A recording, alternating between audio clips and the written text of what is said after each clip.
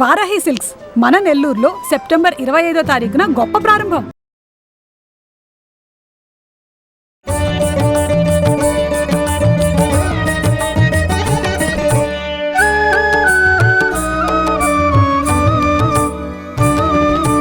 నమస్తే అమ్మా.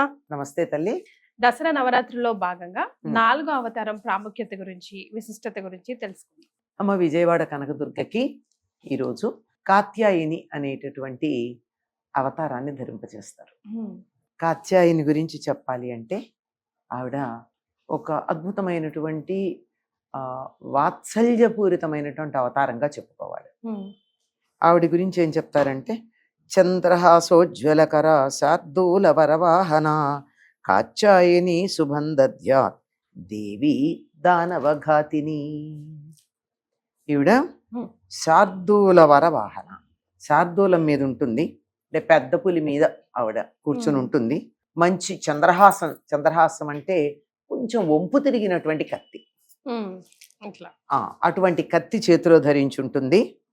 ఆవిడ ఎప్పుడూ కూడా దానవులను సంహరించి అందరికీ కూడా శుభాలని, భక్తులందరికీ శుభాలని కలగజేస్తూ ఉంటుంది. ఈవిడ కాత్యాయని అనేటటువంటి పేరుతో మనకి ఎందుకు కనపడుతూ ఉంటుంది? ఈవిడ వాత్సల్య పరిపూర్ణము అని ఎందుకు చెప్పానంటే, కథ అనేటటువంటి ఒక ఋషి, ఆ వంశంలో కాత్యాయనుడు అనేటటువంటి ఆయన ఉన్నాడు. ఆయన అమ్మవారి గురించి తపస్సు చేసి ఆవిడని అడిగాడు, అమ్మా నా ఇంట్లో బిడ్డగా పుట్టవా అని అడిగాడు. అమ్మవారు ఎవ్వరికన్నా బిడ్డగా పుట్టడానికి ఆవిడకి ఎటువంటి అభ్యంతరం ఉండదు కనుక ఆవిడ ఆయన ఇంట్లో బిడ్డగా పెరగడం జరిగింది. ఆయన పేరు మీదుగా కాత్యాయని అనేటటువంటి పేరుతో ఆవిడ ప్రసిద్ధమైంది. కానీ పెళ్లి కావాల్సిన పిల్లలకు కానీ అబ్బాయిల కన్నా అమ్మాయిలు కానీ వ్రతం చేస్తారు కదమ్మా, కాత్యాయని వ్రతం అని చెప్పి.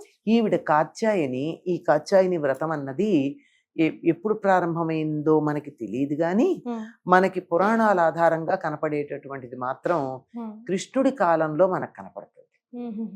గోపికలందరూ కూడా కృష్ణుడు తమకి ప్రాణేశ్వరుడుగా కావాలని ధనుర్మాసంలో కాత్యాయని వ్రతం చేశారు. చిత్రం ఏమిటంటే, ఈ గోపికలందరూ అన్ని వయస్సుల వాళ్ళు ఉన్నారు. కృష్ణుడేమో ఇంకా 6 ఏళ్ళు 7 ఏళ్ళు అంతే, 7 ఏళ్ళు నిండలేదు, అది అంతకన్నా ఇంకేం లేదు. ఎందుకంటే ఆయన గోవర్ధన పర్వతం ఎత్తినప్పుడు 7 ఏళ్లవాడు, అందుకని చిన్నవాడు. వాళ్ళకి ఆ కాత్యాయని వ్రతం ఎట్లా చేయాలో ఈయనే చెప్పాడు. ఆ వ్రతానికి ఏం కావాలో సహాయం చేశాడు. వాళ్ళు వ్రతం చేస్తుంటే కూడా సహకరించాడు. అంతేకాదు వాళ్ళు వ్రతంలో పొరపాటు చేస్తే కూడా దాన్ని సరిదిద్దాడు. ఆ వ్రతంలో పొరపాటు చేయడమే కదా, నగ్నంగా స్నానం చేస్తూ ఉంటే నదిలో, నగ్నంగా స్నానం చేయకూడదు, మీ బట్టల మీద మీకు ఇంత వ్యామోహమా? బట్టలు తడిసిపోతాయని తాపత్రయపడుతున్నారా? ఎత్తుకుపోతాను జాగ్రత్త, వ్యామోహం వదులుకోండి అన్నాడు. బట్టల మీద, ఒంటి మీద, బట్టలేమో భౌతికంగా కనపడేటటువంటి బట్టలు, ఈ శరీరమేమో ఆత్మ కట్టుకున్నటువంటి బట్ట. వీటి మీద వ్యామోహం పెంచుకుంటే ఇవి శాశ్వతమా కదా? అది పెంచుకోకూడదని తెలియచెప్పడానికే వారికి వస్త్రాపహరణం చేసి వస్త్రాల మీద, శరీరం మీద వ్యామోహం పోయేటట్టుగా చేశారు. అది కాత్యాయని వ్రతం. ఈ కాత్యాయని అన్న రూపంలో ఈవిడ నందగోకులంలో అందరి చేత కూడా ఆరాధించబడింది. అందుకే కృష్ణ సహోదరి అన్న పేరుతో కూడా చెప్తారు. కృష్ణుడు ఇక్కడ దేవకి వసుదేవులకి జన్మిస్తే అక్కడ యశోద గర్భాన యోగమాయ పుట్టింది. ఆ పుట్టినటువంటి యోగమాయని ఇక్కడి నుంచి అక్కడికి మార్చి, అక్కడి నుంచి ఇక్కడికి కృష్ణుడిని మార్చారు. ఆవిడ అలా పైకి వెళ్ళిపోయింది. పైకి వెళ్ళిపోయి నేను చంపేవాడు ఉన్నాడు లేవయ్యా అని చెప్పి పైకి ఎగరేసినప్పుడు ఎగిరింది అక్కడే ఉండి అక్కడి నుంచి అంతర్ధానం అయిపోయింది. అంచేత నందవ్రజంలో అందరూ కూడా కాత్యాయని దేవిని పూజిస్తూ ఉంటారు. వారి యొక్క దైవం ఆవిడ. ఇప్పటికి కూడా ఆడపిల్లలు కాత్యాయని వ్రతం గనక చేసినట్టయితే తప్పనిసరిగా యోగ్యుడైనటువంటి భర్త లభిస్తాడు అని విశ్వాసం ఉంది. ఎలా ఆరాధించాలమ్మా ఈ అమ్మవారిని? ప్రత్యేకంగా, విశేషంగా? ప్రత్యేకంగా ఒకరు మామూలుగానే పూజ చేస్తారు. ప్రత్యేకంగా చెయ్యాలి అంటే మాత్రం ఆడపిల్లలు ధనుర్మాసంలో చేస్తారు. ధనుర్మాస వ్రతం గనక చేసినట్టయితే కృష్ణుడు లాంటి భర్త దొరుకుతాడు అని. మరి పఠించవలసిన మంత్రాలు, శ్లోకాలు, స్తోత్రాలు విశేషంగా అమ్మవారికి ఈ రోజు మనం పూజ చేసుకుంటే ఇంట్లో కనుక ఏమన్నా ఉన్నాయమ్మా? అమ్మ మంత్రాల గురించి మనం ఎప్పుడు చెప్పుకుంటూనే ఉంటాం. మంత్రాలు ఎవరైనా ఇచ్చే వాళ్ళకి ఆ మంత్రసిద్ధి ఉండాలి. మంత్రసిద్ధి ఉన్నవాళ్ళు మాత్రమే ఇవ్వాలి. మంత్రం తీసుకున్న వాళ్ళు అంతకన్నా జాగ్రత్తగా పాటించాలి. అందువల్ల ఈ మంత్రాలు కాదు, స్తోత్రాలు. కాత్యాయని స్తోత్రం ఉంది కదా మనకి, ఇందాక నేను ఒక శ్లోకం చదివాను. అటువంటి శ్లోకం చదువుకున్నా చాలు. అమ్మవారికి సంబంధించిన ఏ స్తోత్రం చేసినా చాలు. ఈవిడ్ని గనక ఆరాధించడితే ఈవిడ నవదుర్గల్లో కూడా కనపడుతుంది మనకు ఈ కాత్యాయని. ఈవిడ్ని గనక ఆరాధించినట్టే సూర్యమండలంలో ఉండే కాంతి లాంటి కాంతి అందరికీ లభ్యమవుతుంది అని చెప్తారు. మరి విశేషంగా ఎలా ఆరాధించారంటారు?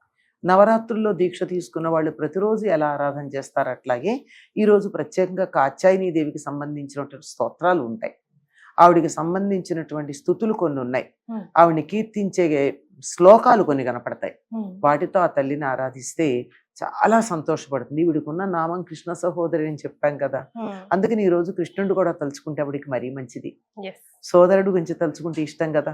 నందగోకులంలో చాలా ప్రీతిపాత్రంగా పెరిగినటువంటి ఆవిడ, అదే వెలిసినటువంటి ఆవిడ వాళ్ళందరి చేత. ఇప్పటికి కూడా ఆ ప్రాంతాల వాళ్ళందరూ కూడా ఆ మధురా ప్రాంతం అంతా కాత్యాయని దేవిని చాలా బాగా ఆరాధిస్తారు. ఆ పేర్లతో కూడా మనకు చాలా మంది కనపడతారు. ఆడపిల్లలు కాత్యాయని అనేటువంటి పేరు పెట్టుకోవడం మనం చూస్తూ ఉంటాం. ఎందుకంటే అమ్మవారు మరొక రూపంలో తన దగ్గరికి రమ్మంటే సందేహిస్తుందేమో గాని బిడ్డలా రమ్మంటే మాత్రం తప్పనిసరిగా వస్తుందమ్మా. మనం ఎంత లాలించటానికి వీలైతే అంత లాలించుకోవచ్చు, ఎంత పాలించటానికి వీలైతే అంత పాలించుకోవచ్చు. ఆ విధంగా వస్తుంది. చాలా సంతోషం అమ్మా. నవరాత్రుల్లో భాగంగా 4వ అవతారం కాత్యాయని విశేషాలు తెలియజేశారు. ధన్యవాదాలు. సర్వమంగళ మాంగళ్యే శివే సర్వార్థ సాధికే శరణ్యే త్ర్యంబకే గౌరీ నారాయణి నమోస్తుతే. స్వస్తి.